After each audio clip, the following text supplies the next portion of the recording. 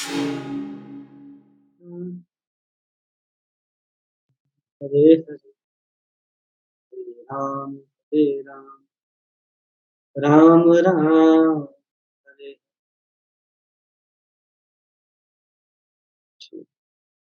आप लोगों को स्क्रीन दिखाई दे रहा है? हाँ प्रभु जी। तो सबसे पहले महाभारत की शुरुआत होती है कुरु से, उससे भी पहले शुरू होती है, जहाँ पर शकुंतला की बात आती है, दुष्यंत, शकुंतला, भरत, फिर उसके आगे जाकर के वो पूरी की पूरी महाभारत जो है वहाँ से शुरू होती है। हम महाभारत में उतने पीछे न जाते हुए, जहाँ हमें ज़रूरत है, वहाँ से हम परंपरा को समझेंगे। कुरु एक राजा हुए, जिसके नाम से ही पूरा का पूरा वंश का नाम कौरव वंश पड़ा था, जो सामने आपको दिखाई दे रहा होगा कुरु। और उस कुरु के ही पुत्र हुए जिनका नाम था शांतनु। शांतनु का विवाह सबसे पहले गंगा के साथ हुआ था और उनसे उनके 8 पुत्र उत्पन्न हुए थे, जिसमें 8वें पुत्र के रूप में भीष्म पितामह हुए। और फिर उन्होंने दूसरा विवाह सत्यवती के साथ किया था, जिसका दूसरा नाम मत्स्यगंधा भी कहा जाता है। और मत्स्यगंधा कहा जाता है और शांतनु ने उन्हें आशीर्वाद दिया था कि आपके शरीर से अब मछली का जो गंध आता है, वो गंध नहीं आएगा। तो शांतनु और सत्यवती का जब विवाह होता है तो उनसे 2 पुत्र उत्पन्न होते हैं। एक का नाम था चित्रांगद, दूसरे का नाम था विचित्रवीर्य। और चित्रांगद किसी रोग के कारण बहुत पहले ही अल्प आयु में ही उनकी मृत्यु हो जाती है।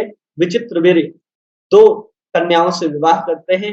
एक का नाम होता है अंबालिका और एक का नाम होता है अंबिका। और अंबालिका से एक पुत्र होते हैं जिनका नाम धृतराष्ट्र होता है और अंबिका से जो पुत्र होते हैं उनका नाम पांडु होता है। धृतराष्ट्र और गांधारी से जो पुत्र उत्पन्न होते हैं, 100 दुर्योधन के भाई सहित दुर्योधन और उनकी एक बहन दुशला का जन्म होता है। पांडु के भी 2 पत्नियां थी, एक कुंती और दूसरी माद्री।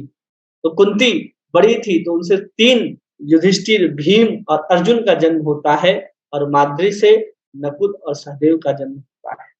इन सब के पीछे बहुत बड़ी घटनाएँ हैं, जैसे सत्यवती और शांतनु का विवाह होता है, उसके पीछे और भीष्म पितामह वहाँ पर अपनी प्रतिज्ञा को लेते हैं कि आजीवन ब्रह्मचर्य का पालन करेंगे।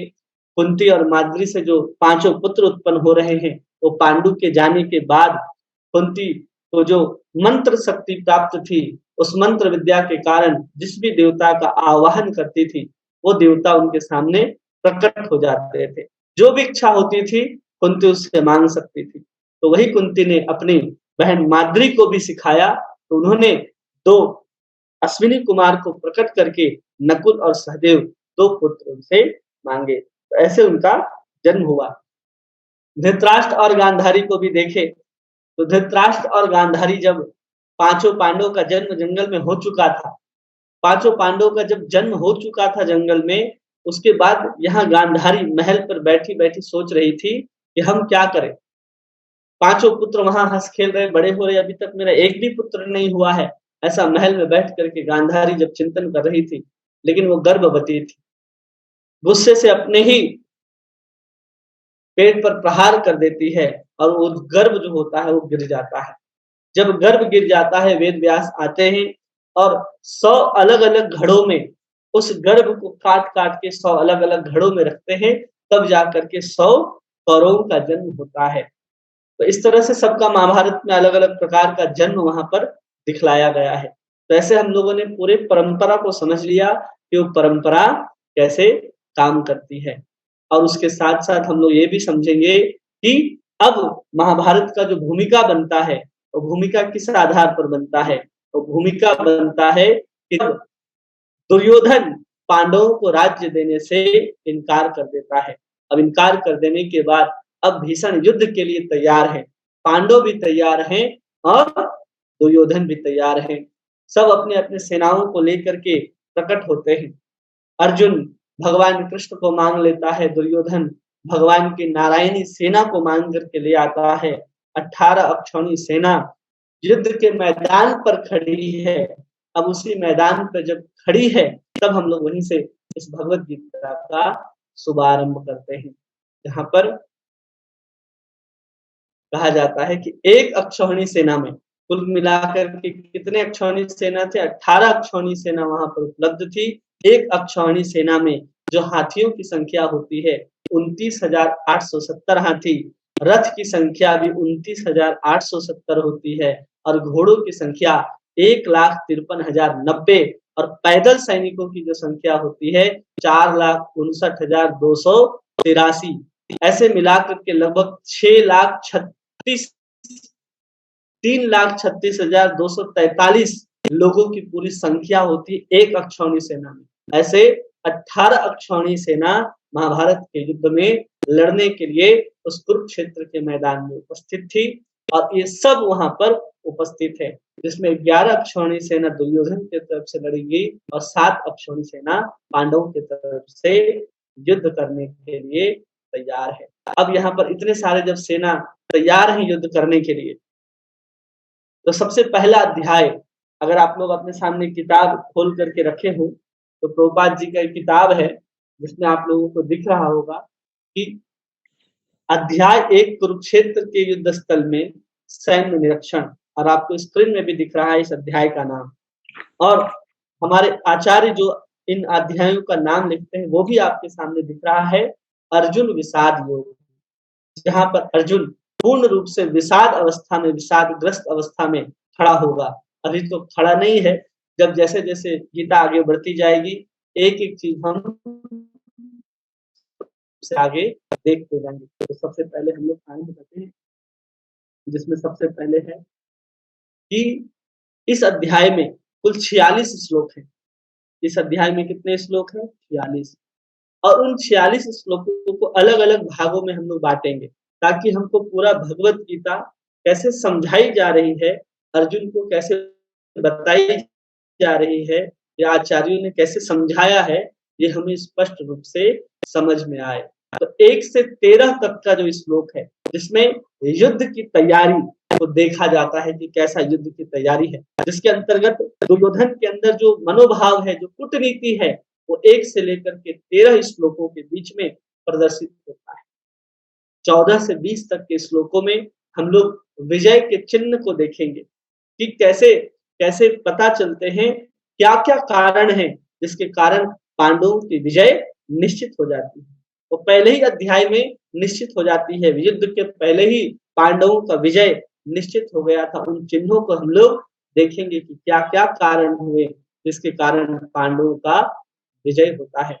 21 से 27 श्लोक जिसमें कृष्ण भक्त वत्सल के रूप में प्रकट होते हैं, उनकी भक्त वत्सलता प्रकट होती है। अर्जुन भगवान को कहेंगे कि रथ को स्थापित कर दो दोनों सेनाओं के मध्य में, और भगवान अपने भक्त की बात को मानते हुए अर्जुन की आज्ञा से दोनों सेनाओं के मध्य में ले जाकर के युद्ध के मैदान के बीचों बीच रथ को स्थापित कर देते हैं। और 28 से 46 श्लोक तक अर्जुन का संशय प्रकट होता है। अर्जुन यहाँ ऐसी मनोदशा में पहुंच जाता है कि वो युद्ध न करने का कारण बताने लगता है कि मैं इसलिए युद्ध नहीं करना चाहता, मैं इसलिए युद्ध नहीं करना चाहता। ऐसे बहुत सारे कारणों को बताता है। लगभग इस अध्याय में 4 कारण और अगले अध्याय में 1 कारण, कुल 5 कारण अर्जुन बताता है युद्ध न करने के। ये सब हम लोग विस्तार से आगे पढ़ेंगे। इन सबको आप लोग लिखते जाएं, नोट करते जाएं। जो स्क्रीनशॉट ले सकते हैं स्क्रीनशॉट लेकर के भी रखें। तो ऐसे पूरे के पूरे 46 श्लोक को हम लोग 4 भागों में पढ़ेंगे। एक अध्याय को हम लोगों ने 4 भागों में बांटा। पहला 1 से 13 युद्ध की तैयारी, दूसरा 14 से 20 विजय के चिन्ह, तीसरा 21 से 27 कृष्ण भक्तवत्सल, और चौथा 28 से लेकर के 46 जिसमें अर्जुन का संशय और अपने युद्ध न करने के कारण को स्पष्ट करता है। आइए भगवत गीता आरंभ करते हैं और सभी अपने अपने ग्रंथ को निकाल ले, ग्रंथ को खोल ले और देखें वहां लिखा है धृतराष्ट्र उवाच धर्म क्षेत्रे कुरुक्षेत्रे समवेतायुजुत्सवः मामकाः पांडवाश्चैव किम कुर्वत संजय। ये भगवत गीता का सबसे पहला श्लोक है जिसको धृतराष्ट्र कहते हैं। इसके बाद धृतराष्ट्र एक भी श्लोक को पूरे भगवत गीता के अंतर्गत नहीं कहते हैं। तो एकमात्र श्लोक, इसी श्लोक को कहलवाया गया। जब कोई लिखता है घटनाक्रम को, तो भीष्म पर्व के अंतर्गत हम लोगों ने देखा कि 25वें अध्याय से लेकर के 42वें अध्याय तक ये भगवत गीता महाभारत के अंदर उपलब्ध है। सब कुछ भूमिका बन चुकी थी, सब कुछ हो चुका था। उसके बाद ये घटना घट रही है। इसको स्पष्ट रूप से देखेंगे तो इसके हिंदी को पढ़ेंगे तो कहा जाता है कि धृतराष्ट्र बोले, हे संजय, धर्म भूमि कुरुक्षेत्र में एकत्रित युद्ध की इच्छा वाले मेरे और पांडु के पुत्रों ने क्या किया? क्या प्रश्न है? किम कुरुवत संजय, उन्होंने क्या किया? इसलिए यहाँ पर जो क्या किया है ये भूतकाल में पूछा जा रहा है कि क्या किया। ऐसा नहीं है कि अब क्या होगा वो पूछा जा रहा है। अब ऐसा हो रहा है कि हो चुका है कुछ घटना, और जब उसके बारे में कोई पूछा जाता है तो उसके वाक्य कैसे होते हैं? भूतकाल की तरह ही होते हैं। इसलिए यहाँ पर कहा जा रहा है किम कुरुवत संजय। तो ऐसा कहा जाता है कि महाभारत के 10 दिन बीत चुके थे। रथ से गिर करके बाणों की सैया में भीष्म पितामह लेटे हैं। और ये सूचना लेकर के धृतराष्ट्र के मंत्री संजय धृतराष्ट्र के पास पहुंचते हैं और उनको सूचना देते हैं कि भीष्म पितामह बाणों की सैया पर लेटे हैं। ये कब पता चलता है? महाभारत के युद्ध के 10 दिन के बाद। टोटल युद्ध चलता है 18 दिन तक, और 10वें दिन भीष्म पितामह जो हैं वो बाणों की सैया पर लेट जाते हैं। अब वहां से संजय निकलते हैं और धृतराष्ट्र के पास पहुंचते हैं। धृतराष्ट्र को आता हुआ देख उतावलेपन से धृतराष्ट्र प्रश्न पूछते हैं कि अभी भी तुम युद्ध के मैदान से आ रहे हो और सूचना मिली है कि भीष्म पितामह जो हैं वो अब जाने वाले हैं संसार को छोड़ करके, ऐसा कैसे हो गया? अब इन सब उतावलेपन, इस सब जिज्ञासाओं को लेकर के धृतराष्ट्र अपने सिंहासन पर बैठता है और संजय उसके सामने नीचे मंत्री के रूप में बैठते हैं और धृतराष्ट्र वहां पर प्रश्न पूछता है कि धर्म क्षेत्रे कुरुक्षेत्रे समवेता पांडवाशेव किम कुर्वत संजय, कि क्या किया मेरे तथा पांडु के पुत्रों ने वहां पर क्या किया? कहां पर? तो धर्म क्षेत्रे कुरुक्षेत्रे।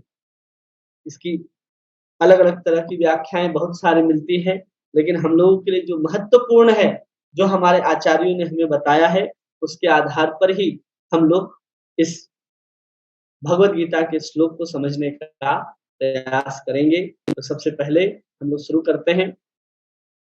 इस श्लोक में कहा जा रहा है धृतराष्ट्र उवाच। तो धृतराष्ट्र यहाँ पर कौन है?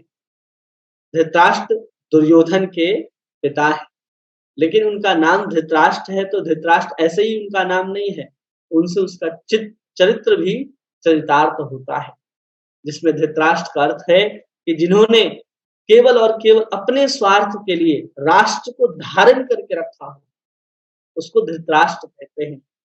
केवल वो आंख से ही अंधा नहीं था। प्रभुपाद अपने तात्पर्य में लिखते हैं कि वो केवल आंख से ही अंधा नहीं था, बल्कि उसके साथ साथ उसकी मानसिक चेतना भी शून्य हो गई।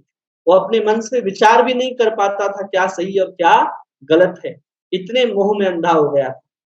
जब धृतराष्ट्र को सिंहासन में बिठाया गया तो केवल इसलिए बिठाया गया कि पांडु कुछ समय के लिए जंगल गए थे और उस समय कोई था नहीं राज्य को चलाने के लिए, इसलिए कुछ समय के लिए धृतराष्ट्र को बिठाया गया था राज सिंहासन में। बल्कि अयोग्य व्यक्ति था, किसी अंधे व्यक्ति को राजा की गद्दी में बिठाया नहीं जा सकता, लेकिन फिर भी राजा की गद्दी में धृतराष्ट्र को बिठाया गया। जैसे ही मुकुट उसके सर पर रखा गया, उसके अंदर एक अहंकार आ गया। उस अहंकार के कारण वो छोड़ना नहीं चाह रहा था, वो पकड़ के रखना चाह रहा था कि मैं कभी भी इस राज्य को परित्याग नहीं करूंगा। इसलिए उसको धृतराष्ट्र भी कहते हैं, जो अपने धारणाओं को, अपने राष्ट्र को, अपने कुविचार को, अपने छोटी मानसिकता को हमेशा धारण करके जो रखना चाहता है, किसी के समझाने पर भी जो समझता ना हो, जिसको कोई कहने से भी कि देखो ये गलत है, ये सही है, उसके बाद भी जो व्यक्ति इस तरह के बातों को नहीं समझता हो, वो धृतराष्ट्र। आंख होते हुए भी अंधा है, लेकिन यहाँ धृतराष्ट्र आंख से भी अंधा था और अपनी बुद्धि से भी अंधा। और ये आगे पता चलेगा कि कितना राष्ट्र से आसक्त है। जब वो कह रहा है कि धर्म क्षेत्रे कुरुक्षेत्रे समवेता युत्सवा, कि धर्म क्षेत्र में युद्ध की इच्छा से सब एकत्रित हुए हैं। तो क्या हुआ? उसको ये भी भय नहीं है, यहाँ तक कि इतना स्वार्थी हो गया है कि पता चल रहा है कि उसका पुत्र दुर्योधन भी अगर मारा जाए, तो उसको कोई समस्या नहीं है। क्यों? क्योंकि वो राजा की गद्दी में बैठा है। दुर्योधन चाहता है कि राजा हम बने और उसके पिताजी चाहते हैं कि हम जब तक जीवित हैं, हम राजा की गद्दी पर बैठे रहें। युवराज तो है दुर्योधन, क्योंकि उसके पिता ही गद्दी पर बैठे हैं, लेकिन वास्तविक अधिकार जो है उसमें पांडवों का है, युधिष्ठिर का है।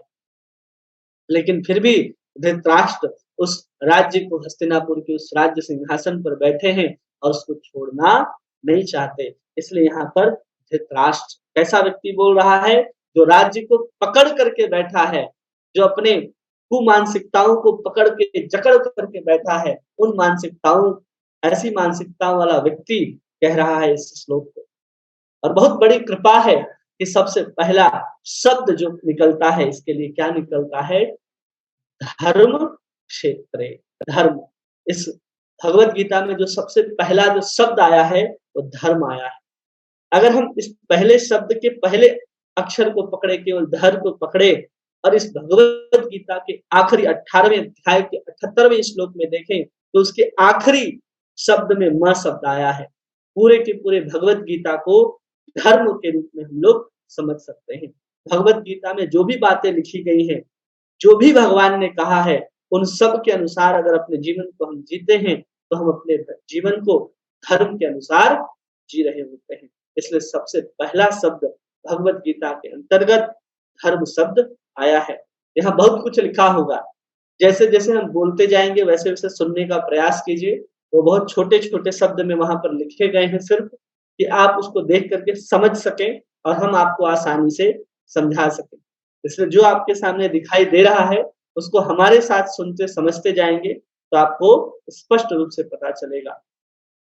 तो यहाँ सबसे पहला शब्द है धर्म क्षेत्र।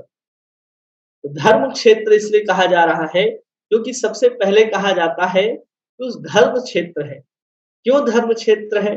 क्योंकि कहा जाता है कि उस धर्म क्षेत्र इसलिए कहा जा रहा है कि कुरुक्षेत्र देव यजनम, कि वहाँ पर देवी-देवताओं का वो तीर्थ था किसी समय में। वहाँ बड़े-बड़े देवी-देवता आकर के तीर्थ किया करते थे। वहाँ पर स्नान, दान, तप इत्यादि किया करते थे बड़े-बड़े देवतागण। इसलिए उसको धर्म क्षेत्र भी कहा जा रहा है।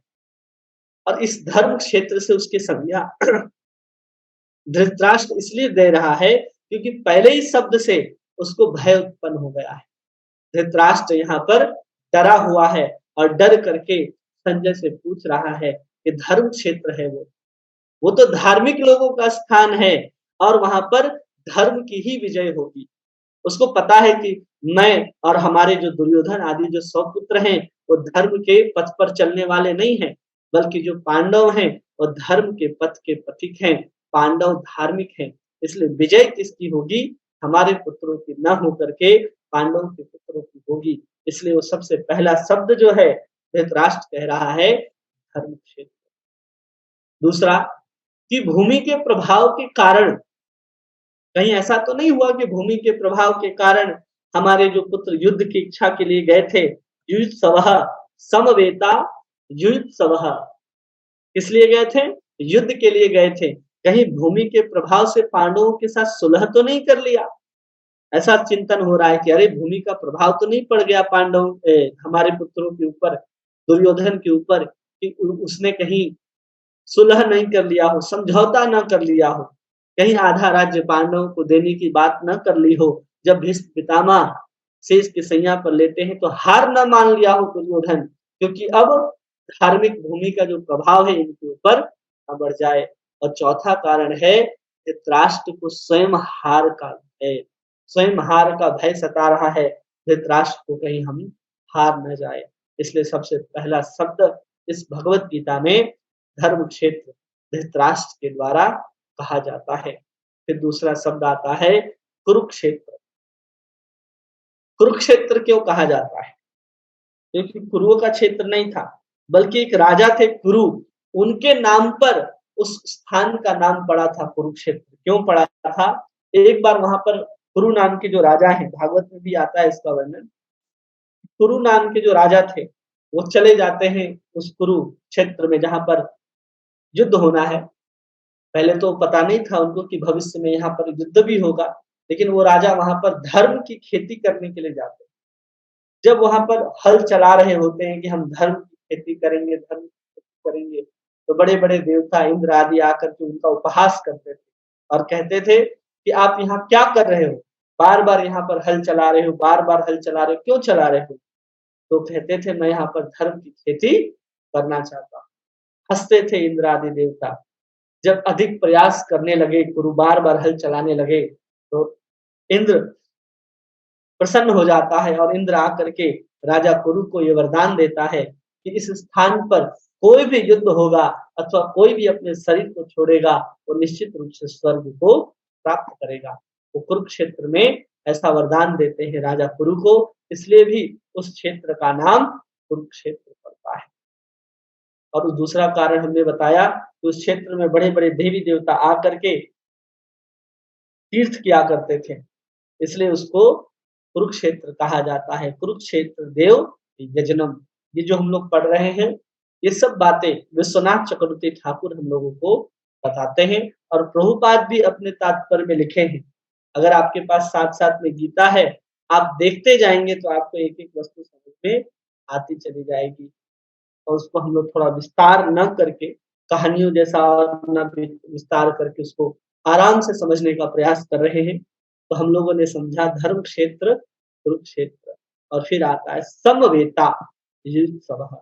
समवेता का अर्थ क्या होता है कि एकत्र हुए। क्यों एकत्र हुए? युद्ध करने के लिए युत्सवः।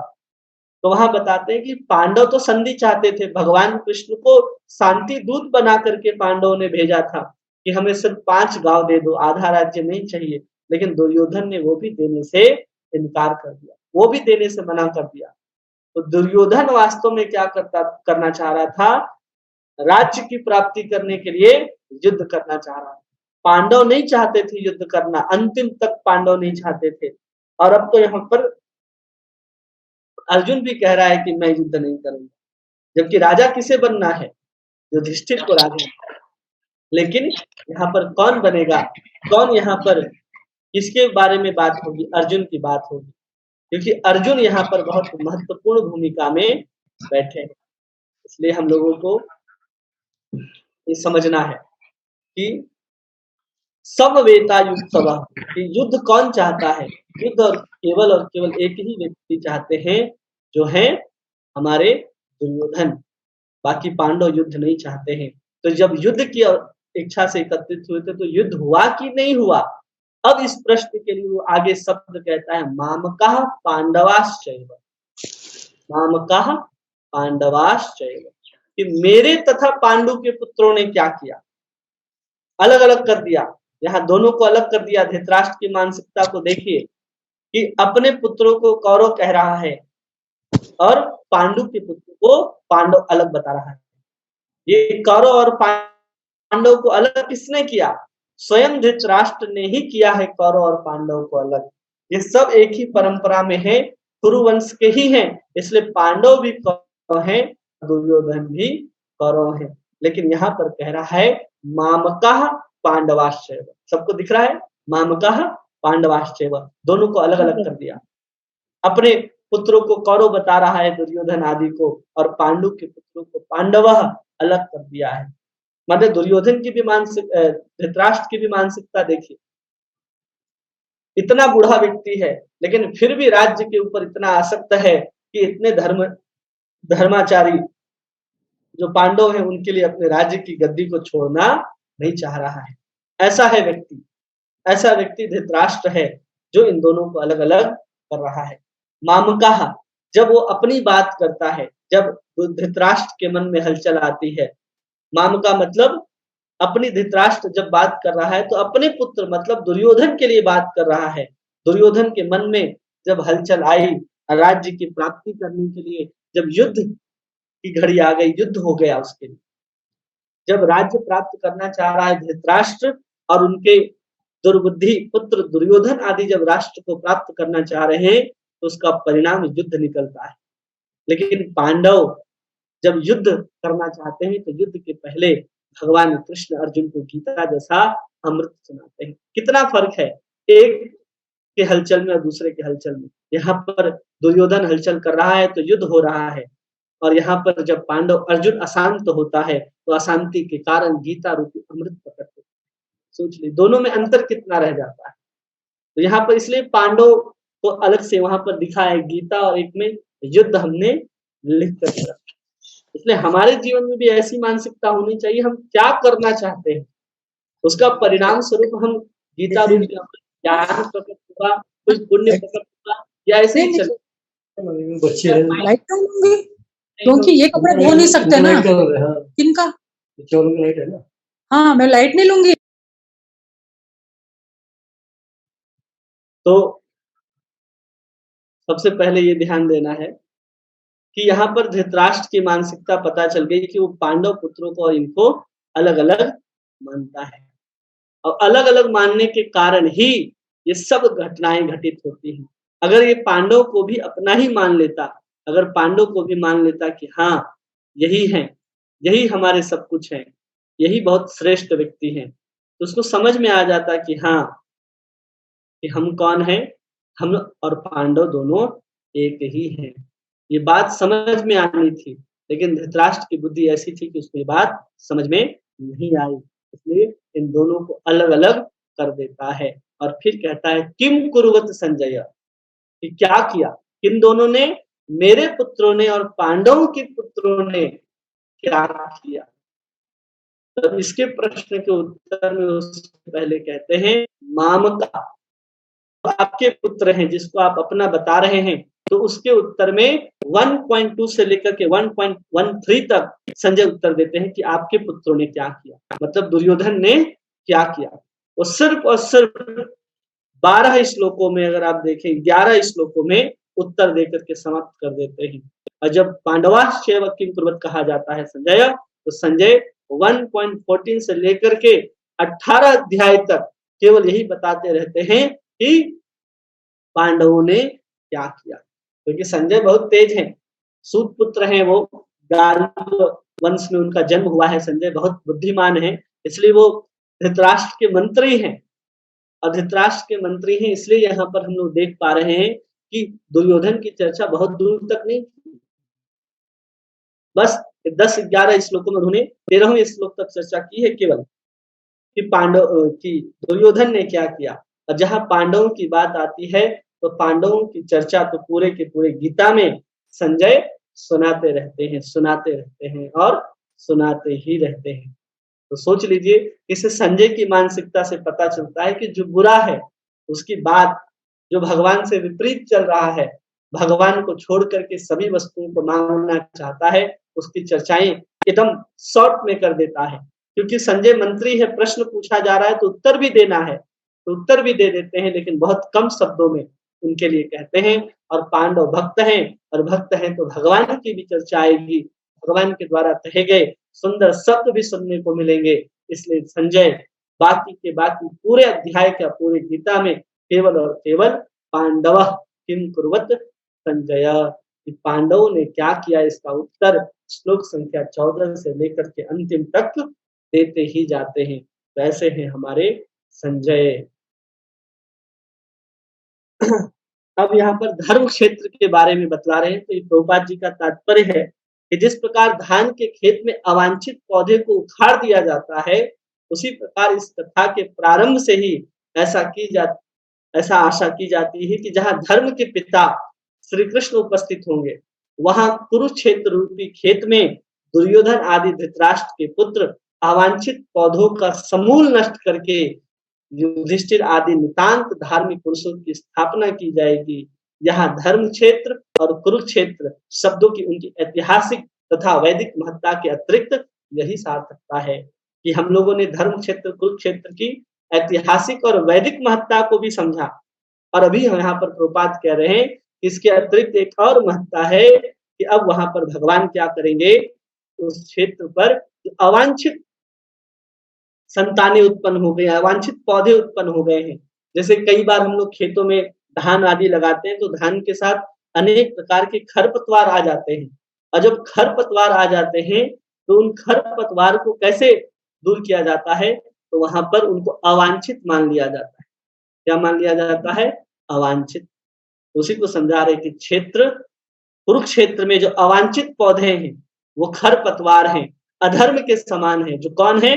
दुर्योधन आदि। और जो धान है, जो धर्म के स्वरूप है, वो अर्जुन है, मतलब पांचों पांडव हैं। और धर्म के पिता यहाँ पर कृष्ण हैं, इसलिए धर्म क्षेत्र की जब बात आ रही है तो वहाँ धर्म का ही विकास होगा, न कि अधर्म का विकास होगा। अधार्मिक दुर्योधन भी वहाँ पर करते हैं, लेकिन धर्म क्षेत्र है, कुरुक्षेत्र है, इसलिए वहां पर किसी प्रकार से दुर्योधन की दाल गलने वाली नहीं है।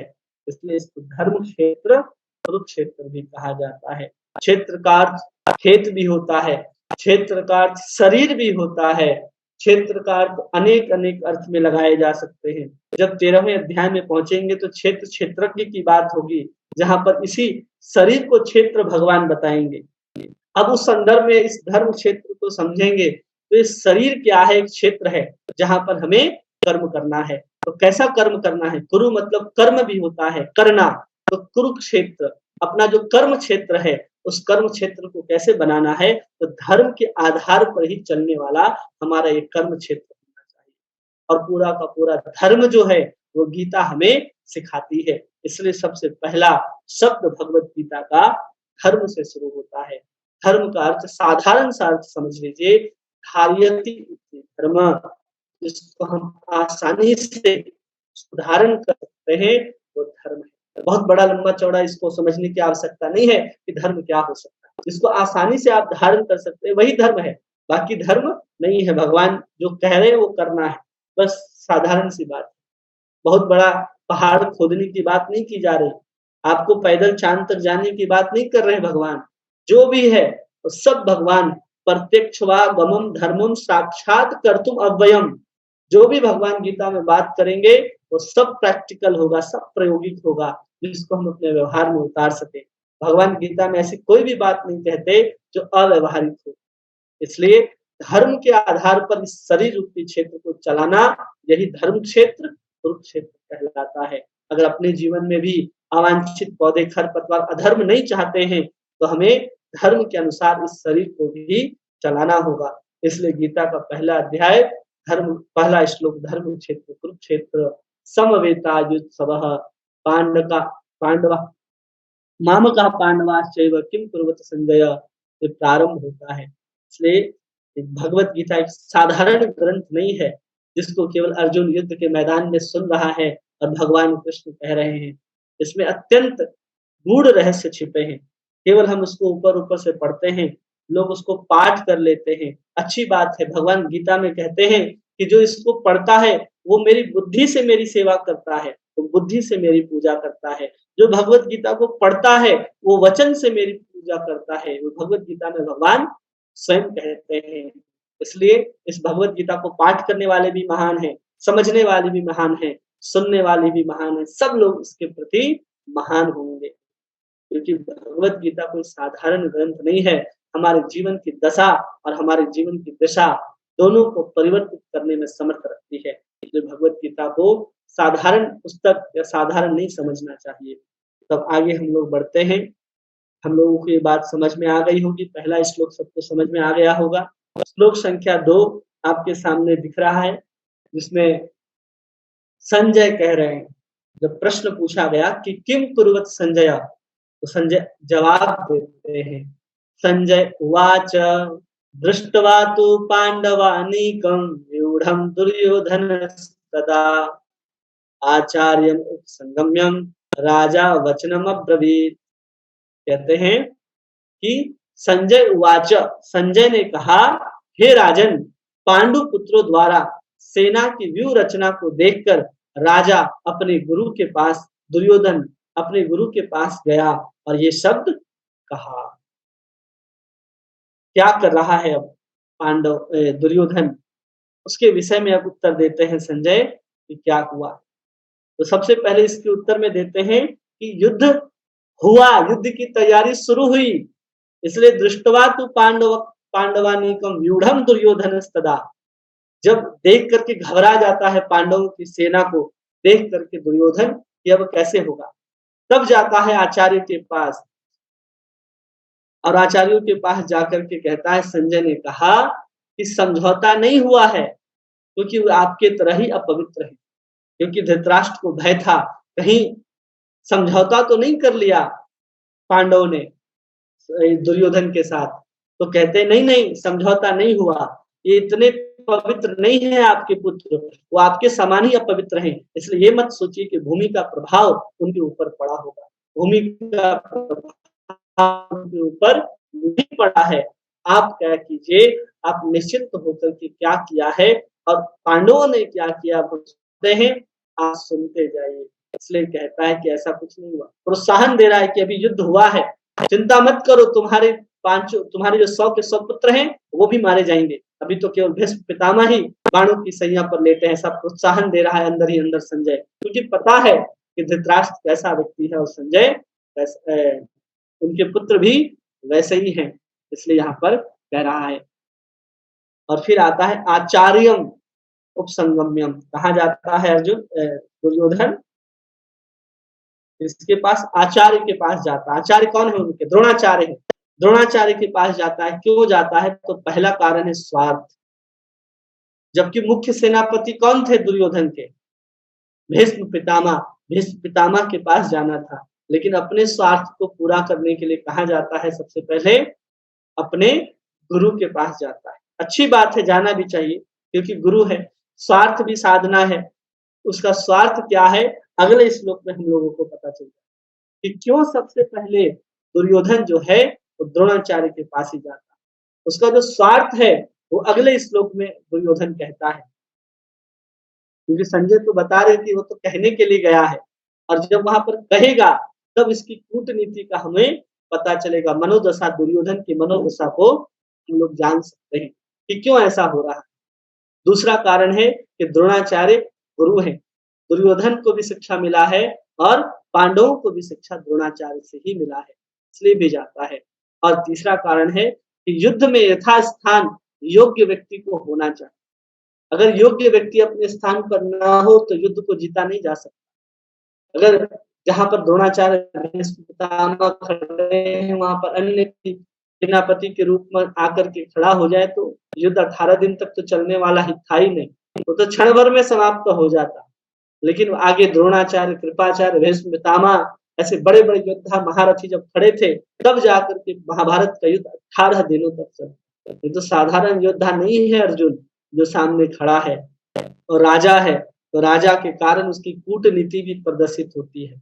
राजा किसी को डायरेक्ट आदेश दे सकता है, लेकिन गुरु होने के कारण, उनके पूज्य होने के कारण, यहाँ पर अपनी कूटनीति के कारण विनम्रता के साथ जाता है दुर्योधन और अपने गुरु द्रोणाचार्य से सब कहता है। क्या कहता है? तो आगे कहता है, और फिर यहाँ पर शब्द आया वचनम अब्रवीत। वचन का मतलब भी होता है बोलना और अब्रवीत का मतलब भी होता है बोलना, दोनों का अर्थ होता है कहना, लेकिन विशेष प्रकार के शब्द कहते हैं जिनका कोई विशेष उद्देश्य होता है, इसलिए यहाँ पर एक बार वचन कहा जा रहा है और दूसरी बार अब्रवीत। अब दुर्योधन कहने के लिए ही गया है, वहां केवल राजा वचन कह देते तो भी पूर्ण हो जाता, लेकिन उसके बाद कह रहे हैं अब्रवीत, कि उसने कहा, दुर्योधन ने कहा, मतलब कुछ उकसाने वाले शब्द उसने कहे हैं, कुछ उकसाने वाले शब्द वो कहने वाला है, क्योंकि राजा है, वो राजनीति जानता है, वो कूटनीति जानता है, इसलिए यहाँ पर वचन को भी कहा गया और उसी शब्द को परिभाषित करने के लिए अब्रवीत शब्द भी कहा जा रहा है। क्यों? क्योंकि दुर्योधन पांडवों की व्यूह रचना को देख करके डर गया, उसको समझ में ही नहीं आ रहा था कि क्या होगा, वो पूरी तरह से डरा हुआ है ऐसा प्रतीत हो रहा है, इसलिए वो पहले द्रोणाचार्य के पास गया कि आप संभाल लीजिएगा, आप योग्य व्यक्ति हैं, आपने हमको शिक्षा दी है, तो हम उम्मीद करते हैं कि कोई तो रहस्य आपने अपने पास छिपा करके रखा होगा जिससे हम युद्ध जीत सकते हैं। 11 अक्षौणी सेना हमारे पास है और 7 अक्षौणी सेना सामने खड़ी है, कम है उधर की सेना, फिर भी दुर्योधन डरा हुआ। ये मानसिकता पता चल रही है कि वो कूटनीति भी कर रहा है, भयभीत भी है, तो इससे उसकी हार के चिन्ह पता चल रहे हैं। ये सब भी बताते हैं कि अब यहाँ पर दुर्योधन आदि जो कौरव की सेना है वो हारने वाली है। इसलिए वो द्रोणाचार्य के पास जाकर के ये सब शब्द कहते हैं जो हम आपको बता रहे हैं। अगर आप तात्पर्य में भी देखेंगे तो जो हम शब्द कह रहे हैं तो सब प्रभुपाद जी के तात्पर्य में आपको मिलता दिखाई देगा। अब उसकी कूटनीति क्या है, स्वार्थ क्या है, इस श्लोक में पता चल जाता है। श्लोक संख्या 1.3 में देखेंगे, पश्चेताम पांडुपुत्राणाम आचार्यं महतिं चमुं व्यूढ़ं द्रुपद पुत्रेण तव शिष्येण धीमतः। हे आचार्य, पांडु पुत्रों की विशाल सेना को देखे, जो बहुत थोड़े से,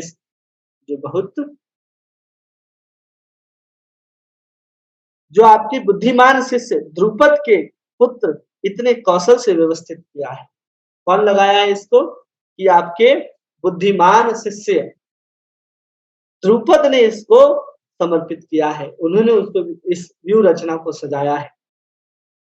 अब यहाँ पर इसकी राजनीति, इसका स्वार्थ दिखेगा कि द्रोणाचार्य के पास क्यों गया। तो क्या कह रहा है सबसे पहले, पश्चेताम पांडु पुत्राणाम, कि आप देखिए, किसको देखिए?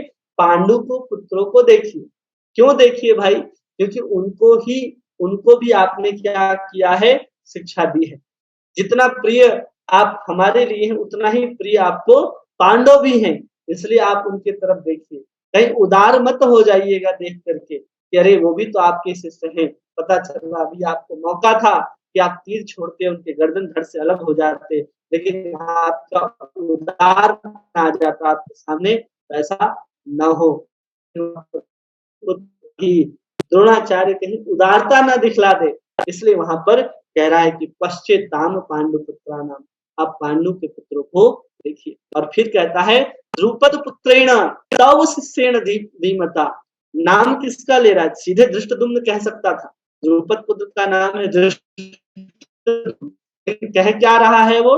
द्रुपद पुत्रेण, जिससे पता चलता है कि दुर्योधन के अंदर मानसिकता क्या। क्योंकि दुर्योधन को अच्छी तरह से पता था कि द्रोणाचार्य और द्रुपद की कभी अच्छी बनती नहीं है। एक समय में दोनों बहुत अच्छे मित्र थे, लेकिन द्रुपद को जैसे ही बड़ा राज्य प्राप्त हो गया और वहां पर कुछ मांगने के लिए द्रोणाचार्य पहुंच गए तो उन्होंने धुतकार दिया था। श्राप, बहुत बड़ा युद्ध हुआ, बहुत लड़ाई झगड़े हुए, मित्र थे, बाद में वे लोग झगड़ा करने लग गए थे। तो ये बात पता था दुर्योधन को कि अगर हम पहले द्रुपद का नाम लेंगे तो इनका खून खौलेगा। युद्ध के मैदान पे खड़े हैं, अगर सबसे पहले हम कहते हैं द्रुपद पुत्रेण, और फिर कह रहा है तव शिष्येन, कि आपके वो कौन है? शिष्य हैं। आपके कौन है? वो शिष्य हैं। तव शिष्येण धीमतः, कि वो आपका शिष्य है। और साथ में क्या कह रहा है? धीमता, बहुत बुद्धिमान है। कैसे बुद्धिमान है? आपका ही शिष्य है वो, और उसी ने क्या किया है? व्यूढ़ाम, कि उन्होंने ही आपके लिए क्या लगाया है? बहुत सुंदर व्यूह रचना तैयार की है। क्यों ऐसा कह रहा है? क्योंकि पांडवों की तरफ से युद्ध हो रहा है और उसके तरफ से धृष्टद्युम्न सेनापति बना है। पांडवों के सेनापति कौन थे? धृष्टद्युम्न पांडवों के सेनापति बने थे। और इसलिए यहाँ पर कह रहा है कि अगर पांडव आपसे प्रेम करते तो आपके मारने वाले को आपके सामने सेनापति बना करके नहीं खड़ा करते। ऐसा स्पष्ट रूप से कहना चाह रहा है दुर्योधन। क्यों भाई? क्योंकि धृष्टद्युम्न को द्रोणाचार्य ने बता दिया था कि मेरी मृत्यु कैसे हुई। इतने उदार शिष्य थे, इतने श्रेष्ठ थे द्रोणाचार्य कि अपनी मृत्यु का कारण भी, कि मैं कैसे मरूंगा, इसका कारण भी धृष्टद्युम्न को पता था। और ये जानते हुए भी पांडवों ने उसी को सेनापति बना किया। समझ जाइए कि पांडव आपसे प्रेम नहीं करते हैं, आप उनके ऊपर उदारता मत दिखलाइएगा। पांडु पुत्राणाम जो कह रहा है, पश्चेताम पांडु पुत्राणाम व्यूढ़ं दुर्योधनस्तदा, जिसका एकमात्र कारण है कि वो पांडवों की सेनाओं को देख करके डर गया है। क्यों? क्योंकि पांडवों की सेना कम है और दुर्योधन की सेना ज्यादा है, लेकिन कम सेना होने के बाद भी जो पांडवों की सेना है एक मत है, सब युद्ध करना चाहते हैं, सब चाहते हैं विजय प्राप्त करना। लेकिन जो दुर्योधन की तरफ से सेना है वो सब नहीं चाहते युद्ध करना, जिसमें जो कृपाचार्य हैं, द्रोणाचार्य हैं, भीष्म पितामह युद्ध नहीं चाहते थे। यहाँ पर दो मत के लोग खड़े हैं, जहाँ सभी का मत एक नहीं है, इसलिए दुर्योधन को यहाँ पर भय लग रहा है। दुर्योधन देख रहा है कि उसकी सेना कम होने के बाद भी सबकी मानसिकता एक जैसी है, तो विजय प्राप्त कर लेंगे, और हमारी यहाँ पर सबकी मानसिकता अलग-अलग है। ये सब जा करके किसको कह रहा है? द्रोणाचार्य को। भीष्म पितामह को इसलिए नहीं कह रहा कि भीष्म पितामह तो उनके दादाजी हैं, उनके साथ उनका पारिवारिक संबंध है, वो तो हमारे साथ रहेंगे ही रहेंगे। आगे कहेगा कि सब क्या करें? भीष्म पितामह का सहयोग करें, आगे श्लोक में कह देगा। पूरी की पूरी जो उसकी कूटनीति है ना, इन सब श्लोकों से पता चलती है। इसलिए यहाँ पर कह रहा है कि पश्चेताम पांडुपुत्राणाम आचार्यम महतिम चमुम व्यूढ़म द्रुपद पुत्रेण तव शिष्येन धीमता, कि जो सामने जो व्यू रचना है भगवान, वो केवल और केवल आपके लिए ही सजाई गई है, ऐसा कहता है। और फिर जाकर के अपने तरफ नहीं, सामने पश्चेताम कि पांडवों के तरफ से कौन कौन युद्ध करने के लिए आए हैं, तो उसके लिए कहता है अत्र सुरा महेश्वासा भीमा अर्जुन समायुधि युयुधानो विराटश्च द्रुपदश्च महारथ धृष्टकेतु चेकितान काशीराजश्च वीर्यवान पुरंजित कुंती भोजश्च सैभश्च नरपुंगवः युधामन्युश्च विक्रांत उत्तमौजाश्च वीर्यवान सौभद्रो द्रौपदयाश्च सर एव महारथ। किन किन लोगों का नाम लेता है? बताता है कि इसमें इतने महारथी हैं, इतने वीर्यवान हैं, इतने नरपुंगव हैं, इतने बहादुर लोग हैं और इतने वीर्यवान लोग हैं। तो आगे श्लोक में देखिए कि उसको हमने लिखा है कि महारथी कौन कौन है। तो कह रहे सेना में बड़े बड़े धनुष वाले तथा युद्ध में भीम और अर्जुन के समान सूरवीर सात्विकी विराट और द्रुपद है। स्वयं राजा द्रुपद लड़ रहे हैं किसके तरफ से? पांडव। महारथी किसको कहते हैं? जो अकेले लगभग असंख्य सेनाओं के साथ युद्ध कर सके, अकेले, उसको महारथी कहते हैं। और महारथी कितने हैं? उधर 5-5 महारथी खड़े हैं। किसके तरफ से? पांडवों की तरफ से, जिसके इतने बड़े धनुष होते हैं कि एक बार उसमें तीर को लगा करके छोड़ दिया जाए, हजारों के हजारों सैनिक एक ही बार में अपने प्राणों का त्याग सकते हैं। फिर वीरवान जो बहुत अधिक ताकतवर हो, तो उनका नाम लेता है धृष्टकेतु, चेकितान और काशीराज। ये सब कौन है? बलवान है और वीरवान है। नरपुंगव जो सबसे श्रेष्ठ हो, जो नरों में सबसे श्रेष्ठ हो, जिसको सब कोई सम्मान करते हो, उनका नाम लेता है और कहता है पुरंजित कुंती भोजश्च और सैव्य। ये 3 लोगों का नाम लेता है जो सबसे श्रेष्ठ मनुष्य में आते हैं। पराक्रमी कौन है? युधामन्यु का नाम लेता है जो बहुत पराक्रमी है। बलवान कौन है? उत्तम मौजा का नाम लेता है। सुभद्रा पुत्र अभिमन्यु का नाम लेता है। और आगे कहता है द्रुपदश्च महारथ, द्रौपदी के 5 पुत्र, जिन 5 पुत्रों का नाम है प्रतिविंध्य, पहला पुत्र का नाम है युधिष्ठिर के पुत्र का नाम, फिर भीम के पुत्र का नाम है श्रुतसेन, अर्जुन के पुत्र का नाम है श्रुतकीर्ति, और फिर नकुल और सहदेव के पुत्र का नाम है शतानिक और श्रुतकंसा। और भीम और हिडिंबा से जो पुत्र का जन्म हुआ उसका नाम है घटोत्कच। ये सब वहां पर युद्ध के मैदान पर खड़े हैं। तो ऐसे 20 लोगों का नाम गिनवाता है। किसके तरफ से? सामने पांडवों के तरफ से। लेकिन जब अपनी बारी आती है तो अपनी बारी में वो लगभग 6 या 7 लोगों का ही नाम गिना पाता है, इससे ज्यादा नाम गिना नहीं पाता। इससे पता चल रहा है कि दुर्योधन कितना डरा हुआ है, कि क्या स्थिति है दुर्योधन की महाभारत के युद्ध के उस परिदृश्य को देख करके। ये सब कूटनीति और ये सब राजनीति जो है युद्ध दर्शन के रूप में हम लोगों को पता चलता है। ठीक है, आज के लिए हम लोग इतना ही रहने देते हैं। आगे हम लोग देखेंगे इन राजाओं के बारे में संक्षेप में हम लोग समझेंगे, बहुत विस्तार से तो नहीं, संक्षेप में समझेंगे कि ये जो हम लोगों ने राजाओं का नाम लिया, 20-20 राजाओं का नाम, योद्धाओं का नाम, ये कौन है और युद्ध में किनके द्वारा मारे गए, इन्होंने किनको मारा, इसके बारे में हम लोग चर्चा करके फिर आगे के श्लोकों में चर्चा करेंगे। और कल हम प्रयास करेंगे कि 13 से अधिक श्लोकों तक पहुंचे, ताकि एक अध्याय हम लोगों का जितने सेक्शन में उसको हमने बांटा है, 4 सेक्शन में बांटा है, वो 4 क्लास में समाप्त हो न हो, हम उसको 5 क्लास में भी 6 क्लास में भी करने का प्रयास करेंगे। तो किन्हीं का कोई प्रश्न हो तो आप व्हाट्सएप पे मैसेज करके पूछ सकते हैं अथवा अभी भी पूछ सकते हैं। थोड़ा आज क्लास नेटवर्क की वजह से थोड़ा देर में हुआ, वाईफ़ाई राउटर लगाया हमने लेकिन उसके बाद भी नेटवर्क इश्यू रहा, जिसके कारण थोड़ा-सा टाइम इधर-उधर हुआ, इसलिए 10 मिनट हमने ज़्यादा लिया है। इसके लिए ठीक है? सबको सब बातें समझ में आ रही है ना? जी प्रभु जी। हरे कृष्ण प्रभु जी, प्रणाम। हरे कृष्णा।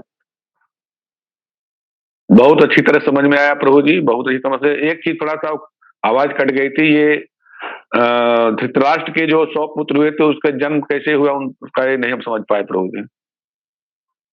100 धृतराष्ट्र के पुत्रों जो के 100 बारे में कुछ पुत्र जब बताएं। गांधारी तो 100 पुत्र ऐसे जन्म लिए कि गांधारी ने देखा कि पांचों पांडव जो हैं उन्होंने जंगल में जन्म ले लिया है और धीरे-धीरे बड़े भी हो रहे। तो गांधारी के अंदर उतावलापन बहुत था कि जल्दी से हमारे संतान भी जन्म ले ले। तो उन्होंने क्रोध से अपने पेट के ऊपर मुक्का मार दिया कि कब तक पेट के अंदर रहोगे, उसके कारण गर्भ जो है उनका गिर गया। उस जब गर्भ गिर गया तो वेद व्यास जी ने 100 अलग-अलग मटकों में उस गर्भ को काट-काट करके डाला और फिर मटके के अंदर से इन 100 पुत्रों का जन्म होता है। तो पहला जो टेस्ट ट्यूब बेबी है, वो 100 पांडवों को जन्म देने समय ही कर दिया गया। ठीक है? धन्यवाद। धन्यवाद। ठीक है, और किन्हीं का कोई प्रश्न है? हरे कृष्ण प्रभु जी। हरे कृष्णा। प्रभु थोड़ा मैं लेट आया मैं, तो शुरू में मैं जरा मिस कर गया, तो बता सकते? शुरू में हम लोगों ने सिर्फ ये समझा कि धृतराष्ट्र कौन है, किस तरह की मानसिकता है और धर्म क्षेत्र क्या है, कुरुक्षेत्र क्या है, और उसके बाद तो शायद आप आ ही गए थे। हाँ जी, हाँ जी, हाँ। वही था ना प्रभु जी। हाँ, सिर्फ वही था। इसलिए इतना चिंता नहीं करना है। हम लोग जब कल फिर से शुरू करेंगे तो एक बार समरी रूप में ले लेंगे और फिर आगे के श्लोकों को हम लोग देखेंगे। ठीक है? हरे कृष्ण, दंडवत प्रणाम प्रभु जी। हरे कृष्ण, दंडवत प्रणाम। आपने जैसे बताया प्रभु जी कि गीता 10 दिन यानी युद्ध होने के बाद हम संजय जी हैं सो धृतराष्ट्र जी को सुना रहे थे 10 दिन के बाद। हाँ। तो वो जो 10 दिन का जो पीरियड था प्रभु जी, वो कैसे समराइज यानी कैसे वो रिमेम्बर रख पाते थे, जो कि बता पाते थे? आगे तो युद्ध होते रहता था और फिर वो प्रभु जी बता पाते थे। इसलिए बता पाते थे कि संजय जो है वेद व्यास के शिष्य हैं और उनको विशेष प्रकार की शक्ति दी गई थी अपने गुरु के द्वारा कि वो वहां आने के बाद भी एक-एक वस्तु को सुना सकते थे कि महाभारत के मैदान में क्या हो रहा है, क्या नहीं हो रहा है, ये सब कुछ संजय जानते थे।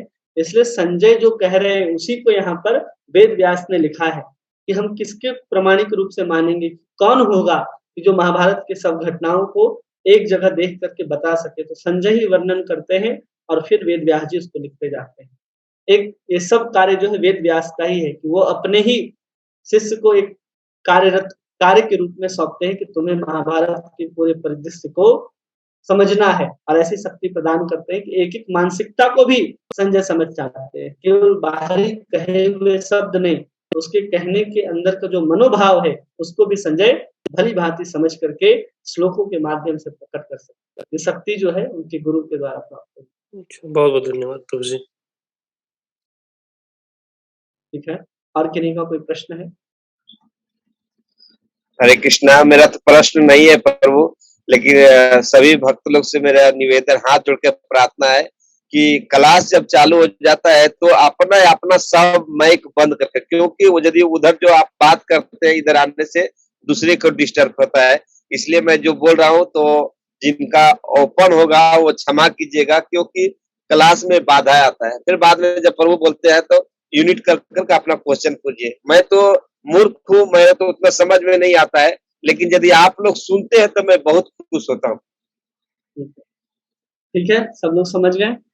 तो कल हम लोग फिर आगे के श्लोकों पर चर्चा करेंगे। छठे श्लोक तक हम लोगों ने देखा, तो हम लोग छठे श्लोक में जिन-जिन महारथियों का नाम हमने पढ़ा है, उसको बहुत संक्षेप में समझने का प्रयास करेंगे और फिर आगे के श्लोकों की तरफ आगे बढ़ेंगे ताकि हम लोग 13वें श्लोक तक कल पहुँच जाएँ।